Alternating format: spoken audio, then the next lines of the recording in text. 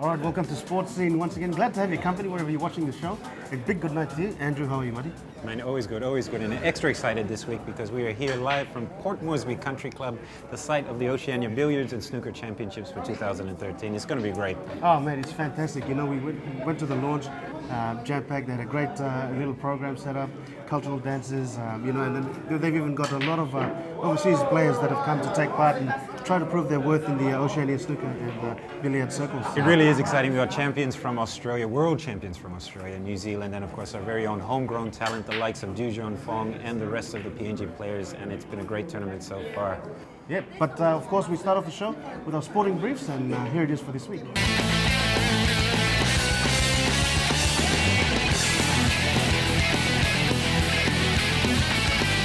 In the sports briefs this week, the Telecom National Soccer League ended round 7 on Saturday in Port Moresby. The first match of the day at the Sir John Guy Stadium was between Oro FC and visitors Gigira Laitapo Morobe FC. The visitors beat the home side 1-0. In the main match, Eastern Stars FC went up against Mount Hagen-based Wellgrease FC. Eastern Stars FC were first to score, however Wellgrease came back in the second half to equalize. Both sides drew 1-1 at the final whistle. The matches scheduled in Lae and Kimbe have been deferred to a later date. Meanwhile, Wellgrease FC will remain in Port Moresby to play Hekari United FC this Wednesday. And the PNG Under-20 soccer team won their final lead-up match in North Brisbane on Saturday night, defeating Albany Creek FC 1-0. In their first lead-up match last Tuesday, PNG drew with Burleigh Heads FC 4-4, and in the following lead-up match beat Palm Beach FC 7-3. The team has left today for Fiji in preparation for the qualifiers. To triathlon, the first event of the calendar was held on Saturday at the Ella Beach in Port Moresby. The sprint triathlon included individuals and teams. First in for the men was Andrew Duggan, for the women was Susie Pini, and KK Kingston came in first for the team category. To softball in the men's A grade, Bears defeated Defence 3-2, while in the main match yesterday, Brothers beat Stingers 7-3. To round 2 of the NRL, Thursday night saw Bulldogs run away with a 4-point victory over the Eels. There's a chance for Jackson. Jackson might have one here. I think he's got to try Jackson. Shane Hayne. Friday night saw Broncos defeat Dragons 22-6. Mate. I think we got 11 sets without the ball there at one stage. So one thing we showed tonight, was a heap of courage and character and belief, and that's what got us home in the end. It wasn't pretty, but that's what got us home. Storm beat Cowboys 32-10, while Roosters had a 2-point win over the Warriors. West Tigers defeated Panthers 28-18, Simple. while Sea Eagles thumped Knights 32-0.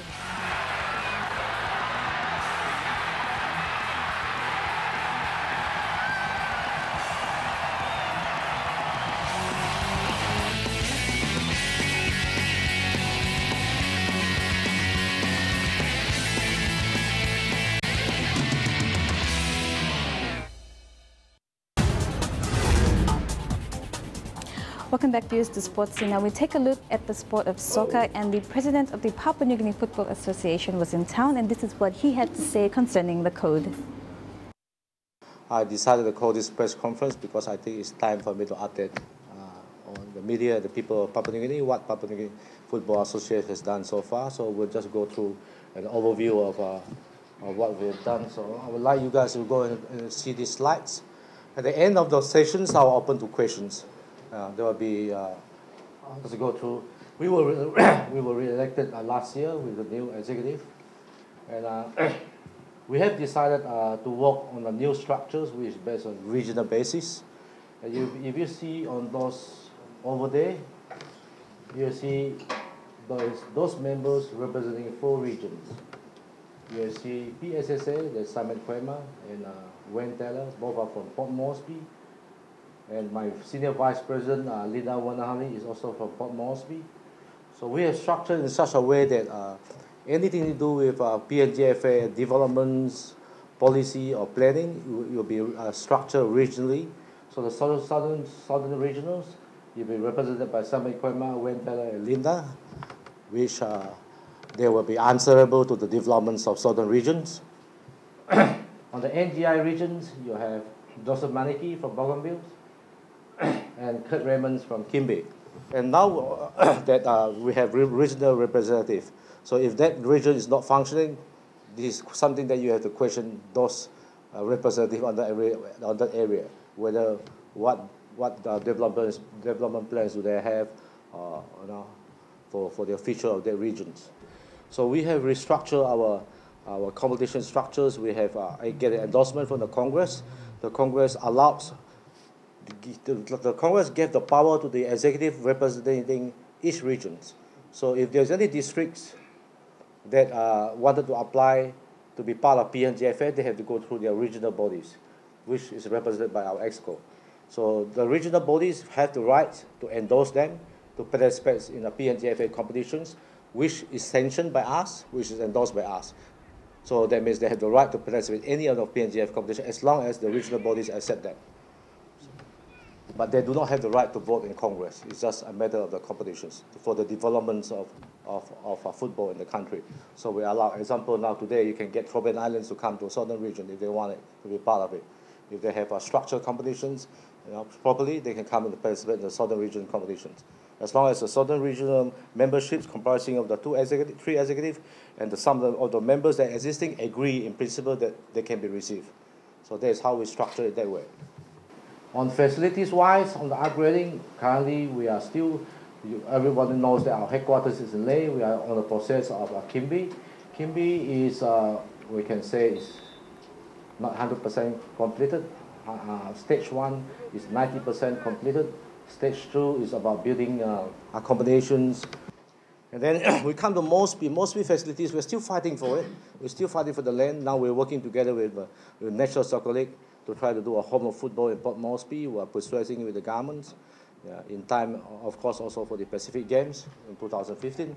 We are very worried now in 2015 soccer might not have a facility to play for the Pacific Games. You can see from there, this year we're going to implement the Elite Academy programs. There's much talks about Elite Academy program publicly last time. So we will embark on these programs on April. I think there'll be a first course to be conducted by Asia Pacific Academy. Directors, Giovanni is the president guy who's going to be here with all the technical directors. And the new mentoring coach. We have found a replacement for Frank Farina. He's American. He will be our mentoring coach based in Papua New Guinea. He's a senior UFA A license currently in Finland, and he will move forward to Papua New Guinea on April. The mentoring coach role is their jobs is to start up the Elite Academy. What is Elite Academy? Elite Academy is targeting between 12 to 17 years old elite players. We are trying to we will go talent hunting between the age groups, and then we'll group them up. These our coach mentors will be training our coaches, our local coaches, to implement these programs, and he will train them, mentor them. At the same time, he will be mentoring our national coaches, our national soccer league coaches, to make sure they are up to the standards. FIFA has created a revenue generation incomes for members association who are least developed and does not have any other ways of generating incomes. So after much lobbying, they decided to use, they agree with me in principle that Papua New Guinea will be the first pilot project in the Pacific that we'll be using as a marketing research, to employ a marketing research to come in and research what business we can create or do for Papua New Guinea Football Association in the long terms, which FIFA will fund. So I think they will come in soon, hopefully as soon as next month. They're doing research and will come to a solution and make an application for the to be in the FIFA, what do you call, there's a committee that look at these applications. I think they'll be on September, twice a year. So we'll be launching it to hopefully to be approved by September, which I'm confident we will. And then we can embark on that to create a revenue. And there you have it, the president of the Papua New Guinea Football Association, Mr. David Chun. We'll go for a break now. When we come back, we take a look at the Hela Wigmen for the 2013 Digital Cup season.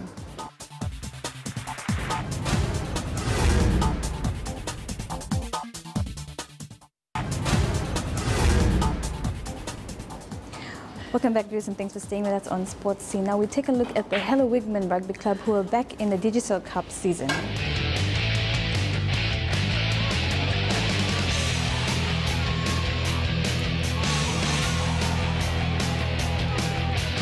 The Wigmen franchise has one unilateral vision that stands for the brand wants to be an agent for change and development in Hela and Greater Papua New Guinea.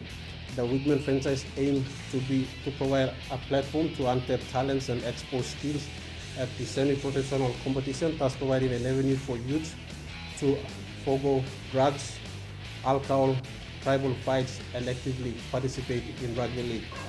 The Hela province, as you all know, is a new province in Papua New Guinea, but are very passionate and proud followers of rugby league and are proud of their identity, which is the Wigmen. For long, we have been refugees. We have been followers of rugby league without a brand to back. But now we're thankful that the PNG NRL has given us the mandate to participate. The Wigmen brand itself represents color, strength, diversity, which is reflective of the people that live and dwell in that province. Wigmen wants to be a professional sporting organization in rugby league that is committed to assemble an organization built on discipline, respect, and nurturing and developing a culture of sportsmanship. The Wigmen franchise will be based in Mendi for a while, but we'll be utilizing the late Joe Kereme Oval temporarily. But we can assure you that with the support of our patron and our open members, we are adamant that we will have our home ground in Tari or in Hela in the near, not too distant future. Wigmen is pleased to announce that it will be taking the game of rugby league back to Mendi, Southern Islands, even closer to Hela, after about 15 years since the elite competition was played in that part of the region.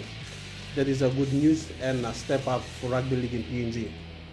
Mendi Rugby League Association has been very supportive in executing a field user agreement in which Wigmen will be using the field.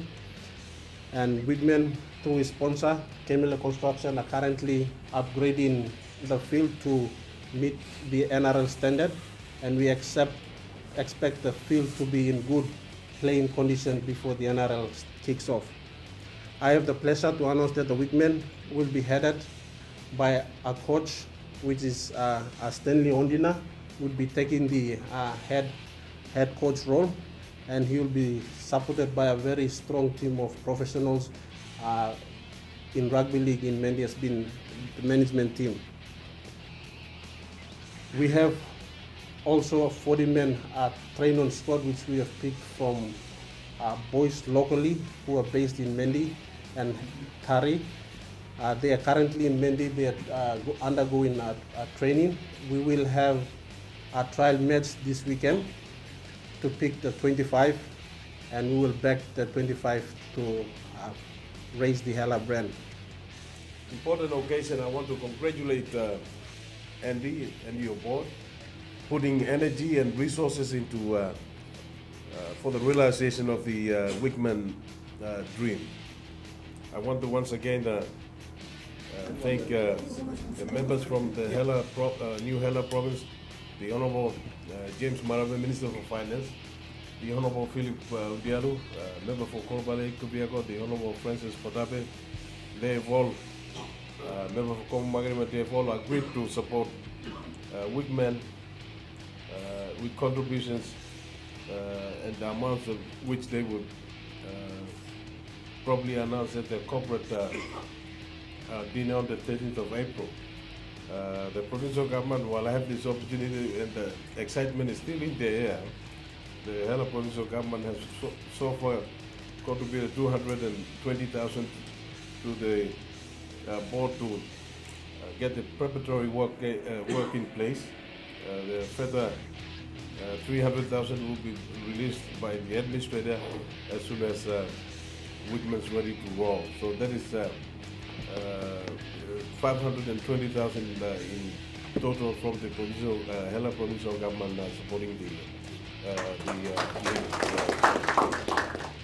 So I personally feel this time Hela Wigman has come with a lot of preparation. I mean, I'm more than confident that they are here for a long time and they'll do well. On behalf of NRL, I wish them good luck and hope rugby will grow and people will be happy. Thank you. And there you have it, the Hela Wigmen are back for another season of Digicel Cup. Now we'll go for a break. When we come back, we join Killian and Andrew Lapani.